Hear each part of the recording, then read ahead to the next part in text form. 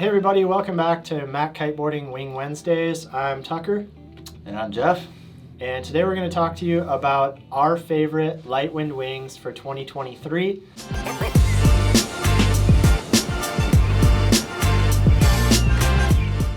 We've finally gotten the chance to really ride and spend a lot of time on a lot of these wings. And there's some really exciting new stuff coming this year, I think, for light wind. There's been an increased focus, I think, from a lot of brands on that segment. So we're going to talk through some of our favorites and some reasons why you make those choices, or maybe which one might be right for you guys. Perfect. Yeah, oftentimes on the phone, not everyone lives where there's a lot of wind. So the question is, what wing would work best to get up in lighter conditions? Just to start off, we feel it's best to learn the sport in at least 18 knots of wind or more. But today our focus is on what wing can get you up in riding and up on foil in about that 12 to 14 knot wind range.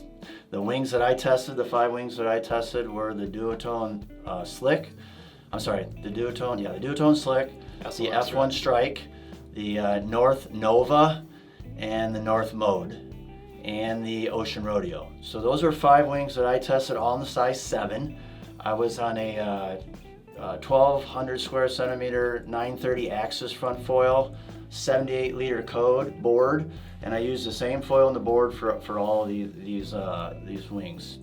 And so the idea here, we're trying to share which one got up on foil in riding. It's kind of where I'm going to come from with yeah, definitely. And I think, for those experienced riders looking to get more sessions in those light wind days, I would also say we've had a lot of demand from beginner riders who already know, I don't live somewhere that gets 18 to 22 knots on the regular. So rather than buying a 5, I'm going to buy a 7 and I'm going to learn in, 14 to 16 knots sort of thing. And that's totally, possible, maybe not quite as easy.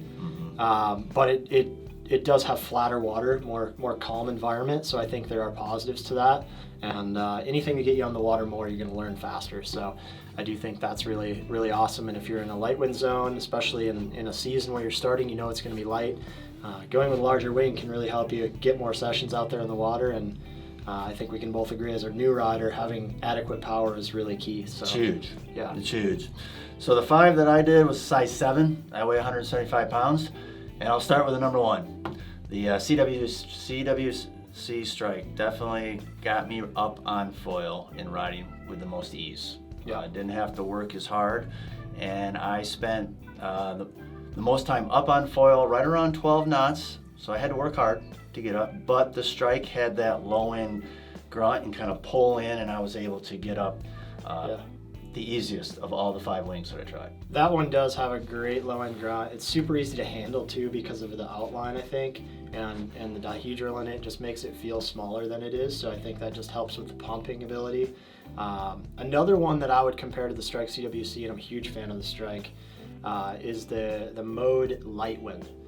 So I was always kind of a Strike fanatic for those super light wind days, and definitely like the 6 and the 7 a ton. I've used them a lot. I did find the Nova Light Wind was a little stiffer. So for me, as a heavier rider, as somebody that's usually riding smaller foils, smaller boards, having a stiffer wing, to have a little bit more efficiency in the pump and something that can handle a little bit more high-powered riding was something I appreciated on the Nova Light Wind. And it's not so much that, that's going to make your decision or break it, but I do really like the handles on that one. I feel it's really comfortable. For me as a heavier rider, they're a little bit more balanced than the F1, which tended to be a little backhand heavy for me at my weight. And that was my second. So the F-One CWC was number 1, and the North Nova Light Wind was my second in the lineup for the ease of getting up on foil in the lightest conditions. Yeah, definitely. If you're looking for that bottom low end, easiest up on foil experience in those light winds where you don't really need to have a lot of fitness or a lot of extra technique, I think those two stand out, amongst the crowd. I know we also rode the Slick SLS. We both enjoyed that one a lot. And I think that one offers, for me at least, a bit more range, especially in the top end. And really like the boom as well, especially if you're a new rider to the sport.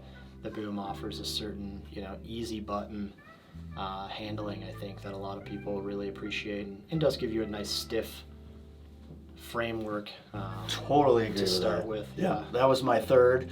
I did find, to piggyback on what you said, once up on foil, the boom was kind of nice for making those transitions, your jibes and your tacks. It just took the guesswork out.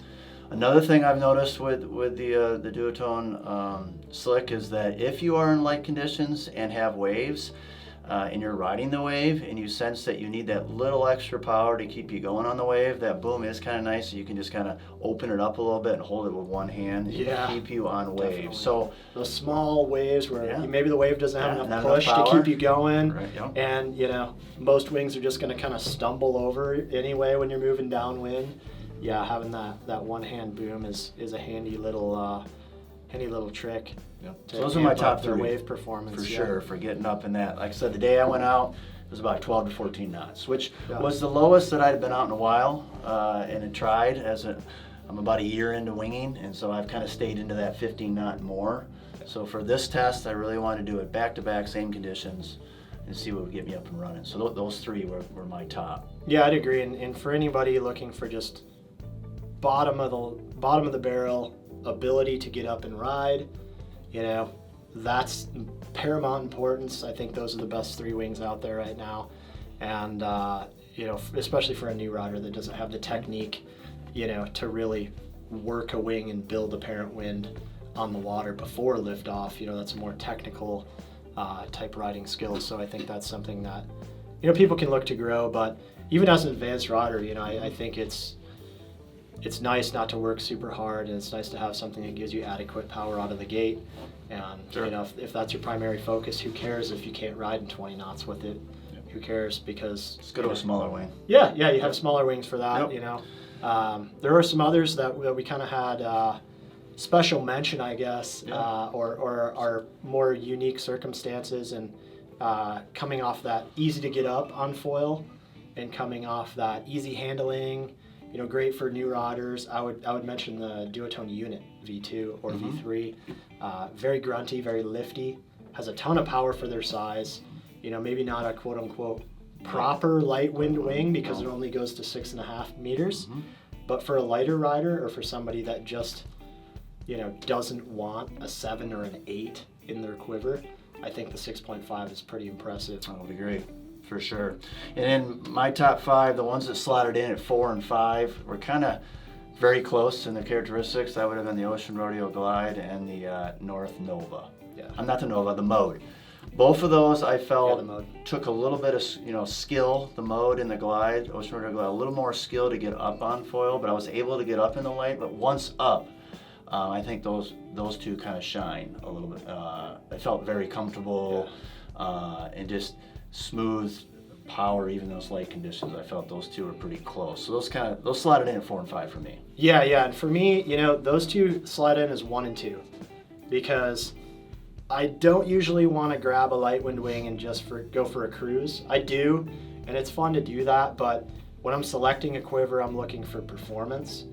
And out of my 7, a lot of times what I'm looking for is I want to ride that wing powered up when other people are moderately powered on 5s and 6s. So I'm not necessarily looking for maximum bottom range.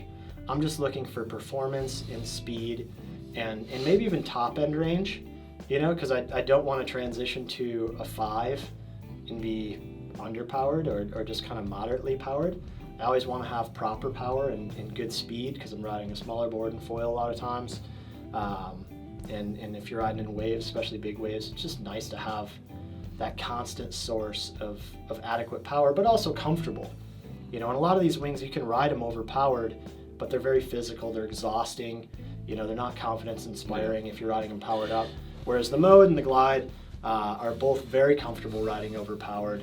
You can ride a 7 when other people are on 5s and be really happy, and they drive forward and create so much apparent wind, and they're just so clean into the wind that they just, they feel like a race car, as compared to some of those other light wind wings, which are awesome in getting up on foil, but then They kind of top out. max out quickly. Yep. Yeah. That's why though I put them at 4 and 5 because I was looking at just getting up on foil in the lightest conditions. And I totally But agree with your assessment based on just easy getting to get on up foil. and But- maximum Yep. low end. Those Yep. ones win for sure. But in terms of what I want to ride, I'll sacrifice some light wind cruising days in favor of some.